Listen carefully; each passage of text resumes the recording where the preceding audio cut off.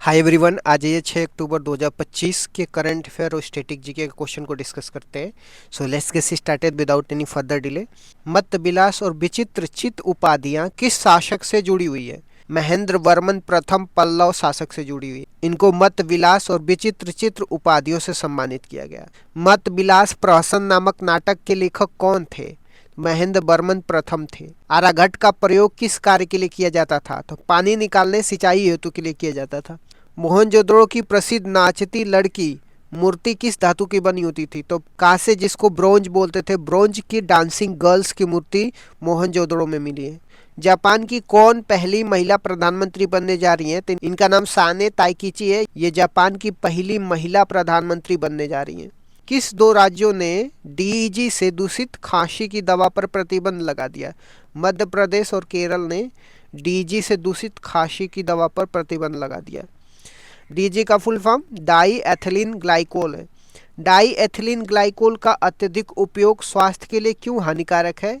यह गुर्दे, किडनी और यकृत, लीवर को नुकसान पहुंचाता है, जिससे मृत्यु तक हो सकती है। रूस द्वारा पाकिस्तान को दिए गए RD-93 MA इंजन किस लड़ाकू विमान में लगाए जा रहे हैं? JF-17 लड़ाकू विमान में लगाए जा रहे हैं। मुख्यमंत्री स्वयं सहायता भत्ता योजना के तहत बिहार में स्नातकों को कितना भत्ता मिलेगा? तो 1000 प्रति माह 2 वर्षों तक मिलेगा। बिहार स्टूडेंट क्रेडिट कार्ड योजना के तहत शिक्षा ऋण की अधिकतम राशि कितनी है? 4 लाख तक ब्याज मुक्त। भारत रत्न कर्पूरी ठाकुर कौशल विश्वविद्यालय किस राज्य में स्थित है? तो बिहार में स्थित है। यूपीएससी ने प्रारंभिक परीक्षा के बाद आंसर की जल्दी से जारी करने का निर्णय क्यों लिया है? क्योंकि इससे ट्रांसपेरेंसी, पारदर्शिता बढ़ाने के लिए। राष्ट्रपति द्वारा प्राप्त उपहारों की ऑनलाइन नीलामी के लिए कौन सा पोर्टल लॉन्च किया गया है? तो ई उपकरण पोर्टल को लॉन्च किया गया है राष्ट्रपति द्वारा प्राप्त उपहारों को ऑनलाइन नीलामी के लिए। ई उपकरण पोर्टल में कौन बोली लगा सकता है? तो केवल आधार संख्या वाले भारतीय नागरिक इस पे बोली लगा सकते हैं। सुप्रीम कोर्ट के अनुसार शिक्षकों को कितने समय में टीईटी पास करना अनिवार्य होगा? तो 2 वर्षों के भीतर। कौन से मामले के तहत अल्पसंख्यक संस्थाओं को RTE अधिनियम से छूट दी गई है? प्रमाटी केस 2014 के मामलों के तहत अल्पसंख्यक संस्थाओं को टेट की आवश्यकता RTE अधिनियम की किस धारा में बताई गई है? तो धारा 23 में बताई गई है। जेम्स वेब स्पेस टेलीस्कोप द्वारा खोजे गए डार्क स्टार की ऊर्जा किससे प्राप्त होती है? तो डार्क मैटर के विनाश से प्राप्त होती है। ठीक, ब्रह्मांड की संरचना में डार्क मैटर, साधारण पदार्थ और डार्क एनर्जी का प्रतिशत क्रमशः कितना है? तो डार्क मैटर ब्रह्मांड की रचना में 27% और साधारण पदार्थ 5%, डार्क एनर्जी 68% है। IIT कानपुर और IIT रुड़की ने किस उद्देश्य से नई तकनीकी विकसित की है? तो फसल के अवशेष को टेबल वेयर, कप, प्लेट आदि में बदलने की, ताकि पराली जलाने की समस्या कम हो।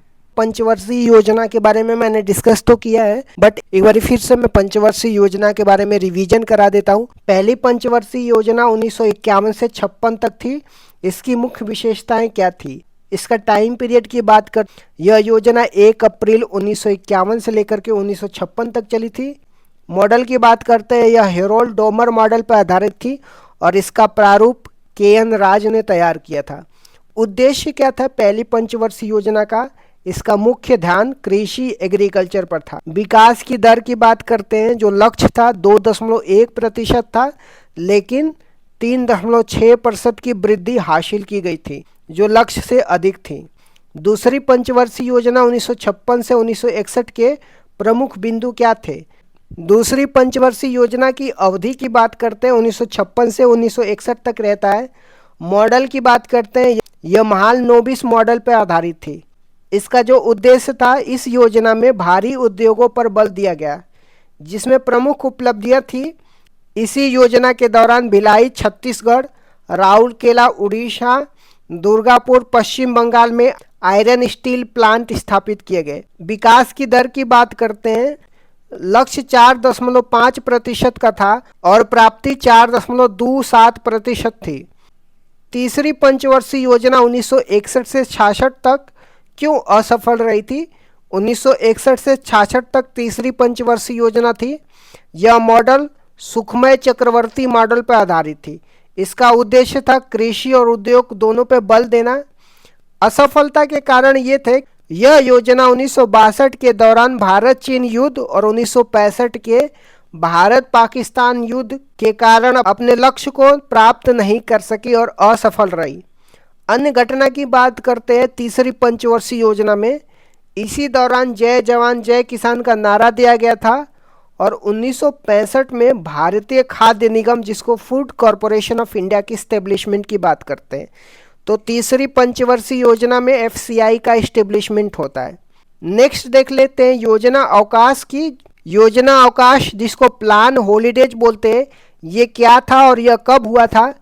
तीसरी पंचवर्षीय योजना की असफलता के बाद 1966 से लेकर के 1969 तक 3 वर्षों के लिए कोई पंचवर्षीय योजना नहीं बनाई गई। इसे योजना अवकाश कहा जाता है। इसी दौरान एक एक वर्ष की योजना शुरू की गई थी। खाद्यान्न में आत्मनिर्भरता के लिए हरित क्रांति, जिसको ग्रीन रेवोल्यूशन की शुरुआत की गई थी। चौथी पंचवर्षीय योजना 1969 से 1974 की मुख्य बातें क्या थी? तो इसका टाइम पीरियड की बात करते हैं, 1969 से लेकर के 1974 तक थी। यह मॉडल अशोक रुद्र मॉडल पर आधारित थी और इसका प्रारूप DR गॉडगिल ने तैयार किया था। उद्देश्य की बात करते हैं, इसका लक्ष्य स्थिरता के साथ आर्थिक विकास करना, डेवलपमेंट विथ स्टेबिलिटी था। प्रमुख घटनाएं की बात करते हैं तो चौथी पंचवर्षीय योजना में 1969 में 14 बैंकों का राष्ट्रीयकरण किया गया था। ये पहली बात हो गई। इसके बाद 1971 में भारत पाकिस्तान का युद्ध हुआ और 1974 में पहला परमाणु परीक्षण ऑपरेशन स्माइलिंग बुद्धा पोखरण में किया गया था। पांचवी पंचवर्षीय योजना 1974 से 1978 क्यों अद्वितीय थी? यह भारत का एकमात्र ऐसी योजना है जो अपने निर्धारित समय 5 वर्ष से पहले केवल 4 वर्षों में ही समाप्त हो गई। 1974 से लेकर 1978 तक ही रही थी।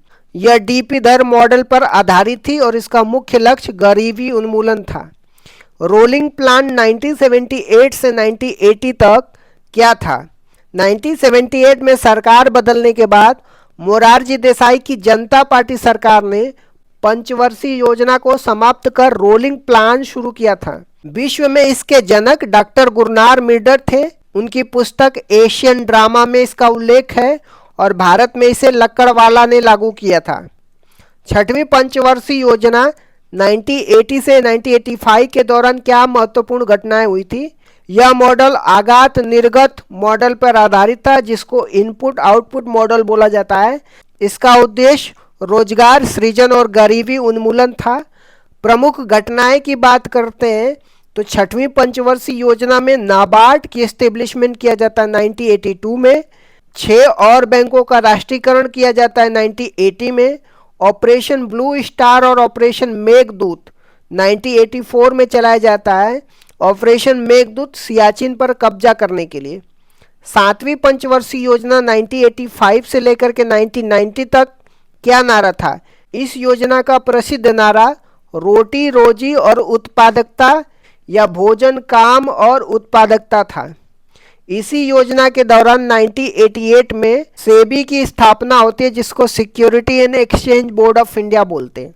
LPG सुधार कब और क्यों अपनाए गए थे? 1990 से 92 के योजना अवकाश के दौरान 1991 में भारत में विदेशी मुद्रा भंडार का संकट उत्पन्न हो गया था। उस समय प्रधानमंत्री PV नरसिम्हा राव और वित्त मंत्री डॉक्टर मनमोहन सिंह थे। इस संकट से निपटने के लिए 1991 में नई आर्थिक नीति अपनाई गई थी, जिसे LPG सुधार कहा गया था। जो न्यू इकोनॉमी पॉलिसी अपनाई गई थी, जिसमें उदारीकरण, निजीकरण या वैश्वीकरण की बात की जाती है। 8वीं पंचवर्षीय योजना 1992 से 1997 का मुख्य फोकस क्या था? तो यह model John W Miller model पर आधारित थी। इसका मुख्य बल मानव संसाधन विकास था, जो 1990 में आए HDI मानव विकास सूचांक की अवधारणा से प्रेरित था। अन्य घटनाएं की बात करते हैं 8वीं पंचवर्षीय योजना में। इसी दौरान 73वां और 74वां संविधान संशोधन हुआ, जो पंचायती राज और नगर निगम के लिए है। इसी समय 1 जनवरी 1995 को WTO की स्थापना होती है, जिसको वर्ल्ड ट्रेड ऑर्गेनाइजेशन बोलते हैं। 9वीं और 10वीं पंचवर्षीय योजना का मुख्य बातें क्या थी? 9वीं पंचवर्षीय योजना 1997 से 2002 तक होता है। इसका लक्ष्य सामाजिक न्याय और क्षमता के साथ आर्थिक विकास था। प्रधानमंत्री ग्राम सड़क योजना 25 दिसंबर 2000 को और कारगिल युद्ध 1999 में इसी दौरान हुआ था। 10वीं पंचवर्षीय योजना 2002 से 2007 तक थी। यह भी आगात निर्गात मॉडल पर आधारित थी। नरेगा अधिनियम 2005 में आया और 2 फरवरी 2006 को लागू हुआ था। 11वीं पंचवर्षीय योजना 2007 से लेकर 2012 की विकास दर की क्या विशेषता थी? इसका लक्ष्य तीव्र और समावेशी विकास, जिसको रैपिड एंड इंक्लूसिव डेवलपमेंट था। इसमें 8% की विकास दर हासिल की गई थी, जो सभी पंचवर्षीय योजनाओं में अब तक की सबसे ज़्यादा थी। शिक्षा का अधिकार, राइट टू एजुकेशन एक्ट 2009 इसी दौरान आया था। 12वीं पंचवर्षीय योजना 2012 से 2017 का लक्ष्य क्या था? यह अंतिम पंचवर्षीय योजना था जो 2012 से 2017 तक चला था। इसका लक्ष्य तीव्र, सतत और अधिक समावेशी विकास, जिसको rapid sustainable and inclusive development था। इसमें कृषि के लिए 4% और प्रजनन दर को 2.1%, जिसको प्रतिस्थापन दर बोलते हैं, पर लाने का लक्ष्य रखा गया था।